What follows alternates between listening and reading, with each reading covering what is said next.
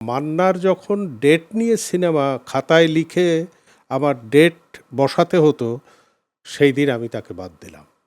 মান্না আমার সবটুকু গিলে ফেলেছিল। বেসিক্যালি মানে সাকিব খানের ছবি ছাড়া অন্য ছবিগুলো তো বেসিক্যালি সিনেপ্লেক্সে চলে, যেটা ধরেন মানে সিনেপ্লেক্সে হয়তো চলতে পারে, কিন্তু সিনেপ্লেক্স দিয়ে এই যে বনলতা এক্সপ্রেস কোনো সিঙ্গেল হলে দেয় নাই।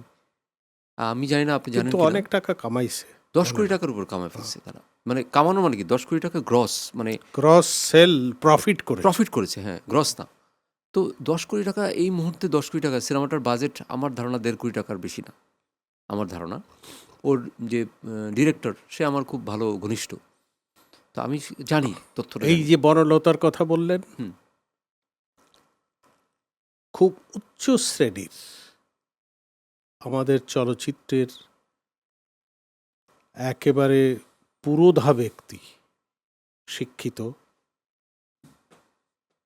স্বামী স্ত্রী মিলে তারা আমাকে টেলিফোন করে বলেছিল, বনলতার নাম শুনে গেলাম, হায়াত ভাই 15 মিনিটের বেশি হলে থাকতে পারলাম না, চলে আসলাম। সিনেপ্লেক্সেই দেখতে গেছে। তো কি করবেন, কারুর ভালো লাগে, কারুর ভালো লাগে না। না, কিন্তু যদি ভালো না লাগতো, মানে সিনেমাটা, আমি সিনেমাটা দেখেছি এবং সিনেমাটার মধ্যে আমার কাছে মনে হয়েছে হয়তো, হ্যাঁ, প্রথম 15 মিনিট হয়তো একটু বোরিং ছিল। বোরিং মানে যে ইন্ট্রোডাকশন করতে করতে সময় লাগিয়ে ফেলেছে, কিন্তু সিনেমাটা একদম উপভোগ্য ছিল। মানে আমার আপনার গল্প, মানে আমরা তো আসলে রাস্তায় গিয়ে দেখি না যে আমাদের এই বড় বড় কামান দিয়ে গুলি করে সবাই মেরে ফেলতেছে। এই সিনেমার মধ্যে কামান দিয়ে গুলি করা ছিল না, কিন্তু এই সিনেমার মধ্যে ছিল কি, একটা ট্রেনের মধ্যে বিভিন্ন যাত্রীদের যে গল্পটা হচ্ছে, সেই গল্পটা যে একটা অসুস্থ রোগী, ওদিকে একটা ডাক্তার তার মাকে নিয়ে যাচ্ছে, কিছু বাচ্চা ছেলেপেলে ছিল যারা পরীক্ষা দিতে যাচ্ছে এক জায়গায়, মানে আবার একটা মন্ত্রী ছিল। মানে একটুখানি যদি সময় দেওয়া যায়, আমি আপনার সিনেমার কথাও বলবো, আপনার দি ফাদার বা দাইকে, প্রথম 15 মিনিট কিন্তু কাহিনী শুরু হতেই সেই সময়টা লাগে, আমরা জানি সেটা নির্মাণের। সত্যজিৎ রায়ের সিনেমাগুলোও তাই, একটু সময় লাগতো।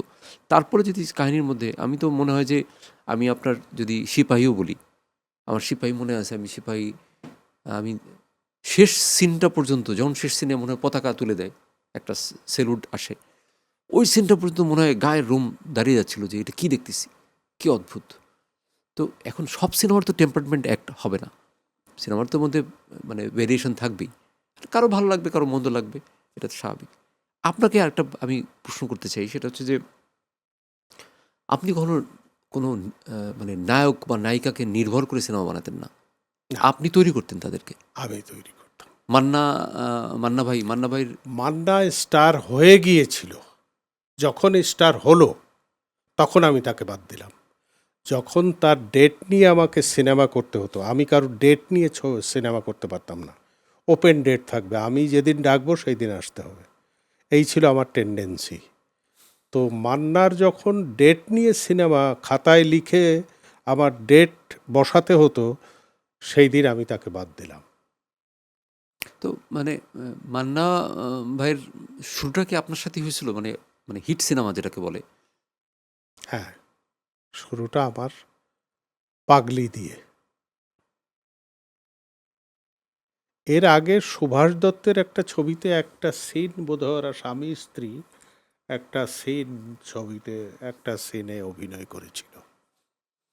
মানে একচেটিয়া আপনার হাত ধরেই ধরেন একটা সে একটা জায়গায়, কিন্তু মান্না ভাইকেও কিন্তু পরবর্তীতে দেখা গেছে যে জিনিসটাকে, মানে মান্না ভাই আজকে নাই, প্রয়াত, আমাদের সবার প্রিয় মানুষ ছিল। তো আপনার যে স্টাইলটা, এটা আমি কয়েক জায়গায় বলেছি। হ্যাঁ, এখন আমরা এই যে আমার এই চেয়ারে বসলে কিন্তু যেটা হয় কি, ক্রিটিসিজম করতে হয়। ক্রিটিক না হলে তো আমার, আপনার যে স্টাইলটা, আমি যদি আপনার ক্রিটিসিজমের জায়গায় থাকি সেটাও আপনাকে বলব। আপনার ওই যে যেহেতু প্রশ্ন, অনুষ্ঠানের নাম প্রিয় অপ্রিয় প্রশ্ন, মান্না ভাই আপনি যে স্টাইলটা তাকে ধরিয়ে দিয়েছেন যে সে একটা ক্রেজি যুবক এবং সে প্রতিবাদী যুবক, পরবর্তীতে তাকে দেখা গেছে সব সিনেমাতে সে ওই স্টাইলেই চলে গেছে, কিন্তু সে কিন্তু আপনার স্টাইলের বাইরে তাকে কিন্তু আর অন্য কোনো স্টাইলে তাকে দেখা যায় নাই।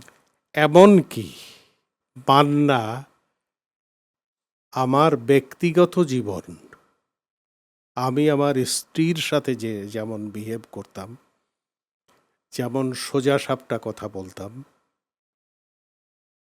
ও ঠিক তেমনি ওর স্ত্রীর সাথেও টেলিফোনে তেমনি সোজা সাপটা কথা বলতো। মান্না আমার সবটুকু গিলে ফেলেছিল।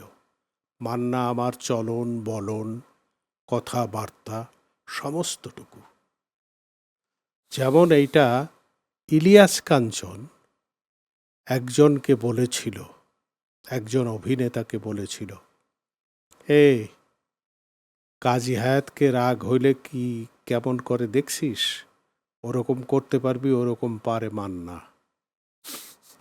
তো আমি আপনাকে যেটা বলছিলাম যে আপনি ওই দি ফাদার করে যদি আপনি নাও করতেন সিনেমা, তাও আপনাকে সবাই মনে রাখতো। এটা কি আপনার মনে হয় যে এটা সত্যি?